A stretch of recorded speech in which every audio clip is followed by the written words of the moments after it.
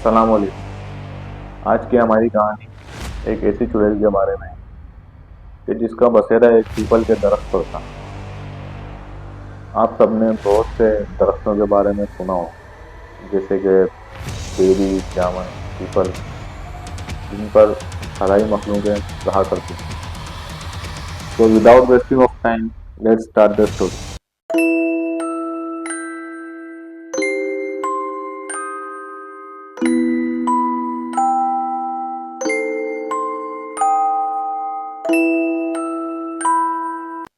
बहुत साल पहले की बात है, तकरीबन 2001-2002 की। हैदराबाद का एक इलाका तिलकचाड़ी, उस एरिया में एक पीपल का दरख्त था और उसमें एक चुड़ैल अपने बच्चों के साथ रहा करती थी।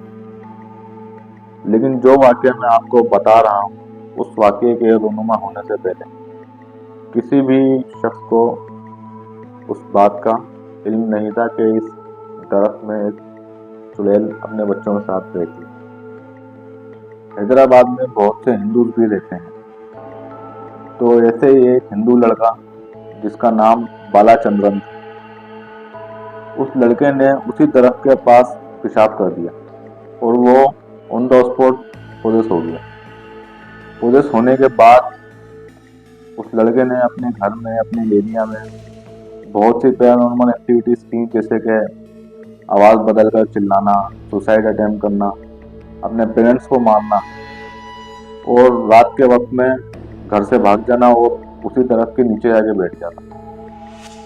तो जब उस लड़के की फैमिली ने अपने बच्चे की इन हरकतों को देखा, उनको पता लगा कि हमारा बच्चा किसी चुड़ैल का शिकार हो चुका है, तो उसकी फैमिली ने हिंदू पंडित को अपने घर बुलाया और अपने बच्चे के बारे में बताया।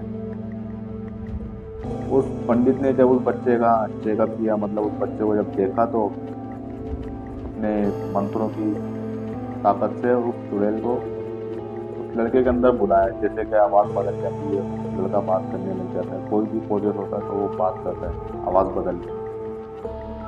उसी तरह से जब वो चुड़ैल उस लड़के में आ गई, तो बताया गया कि भाई इस लड़के ने हमारे घर में घुस के मेरे बच्चों पर पेशाब कर दिया,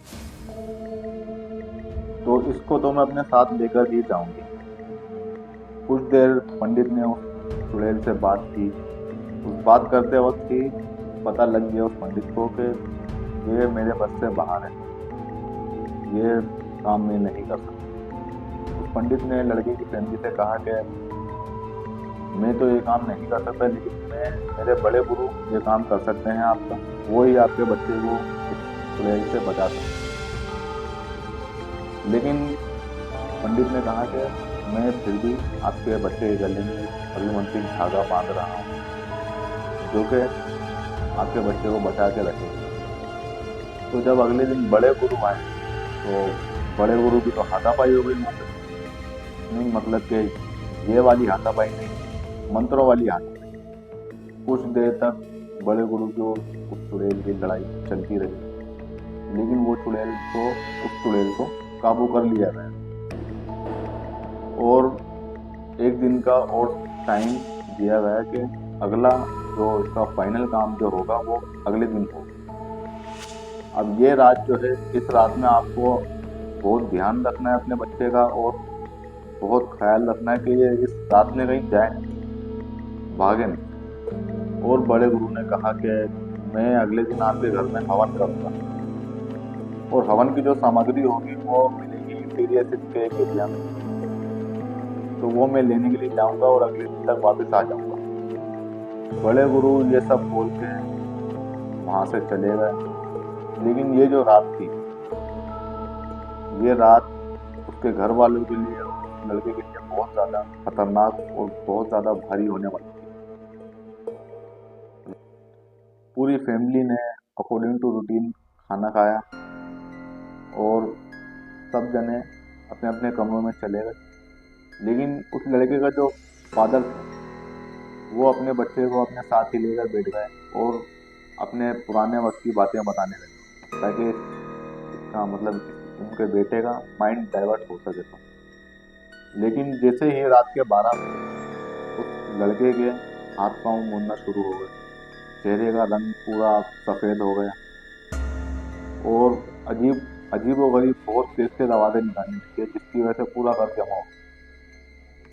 फिर कुछ देर बाद पूरे घर ने देखा उसके कि इस लड़की की पूरी गर्दन घूम चुकी है। ऐसा देख के घर के कुछ अफराद तो डर गए और कुछ अफराद ने उस लड़के को काबू करने की कोशिश की, लेकिन वो किसी के कंट्रोल में नहीं आया। लेकिन मैं आप सबको बताऊं, इस सब सीन के दौरान वो लड़का कह रहा था ये तो मरेगा। मतलब उसके अंदर जो चीज थी वो यही कह रही थी कि ये तो मरेगा, इसको तो मैं अपने साथ लेके ही जाऊंगी। और इतना कहते कहते वो लड़का घर से भाग गया। भागते भागते एक मेन रोड पे चला गया। मेन रोड पे वो लड़का भाग रहा था, अंधाधुंध भाग रहा था, रात का वक्त था। और वो उसी रात के वक्त में उस लड़के को किसी कार वाले ने उड़ा दिया और वो ऑन द स्पॉट उस लड़के की डेथ हो गई। उस लड़के की तो डेथ हो गई, लेकिन अभी भी ये कहा जाता है कि उस जगह पे उस पेड़ के पास अभी भी वो चीज है। उस जगह को बिल्कुल सेपरेट किया हुआ है, साफ सुथरा करके। उस जगह के ऊपर कोई भी अब जाता नहीं है, कोई भी उस जगह को देखना पसंद नहीं करता, मतलब उस पेड़ की तरफ, दरख्त की तरफ। अगर आपके साथ आपके शहर में कोई ऐसा पैरानॉर्मल इंसिडेंट हुआ है या आपके किसी रिश्तेदार दोस्त अब आपके साथ कोई भी पैरानॉर्मल इंसिडेंट हुआ है तो आप हमें मेल कर सकते हैं, हमें शेयर कर सकते हैं। हम आपकी स्टोरी अपने चैनल पर सुनाएंगे। तो मिलते हैं नेक्स्ट वीडियो में।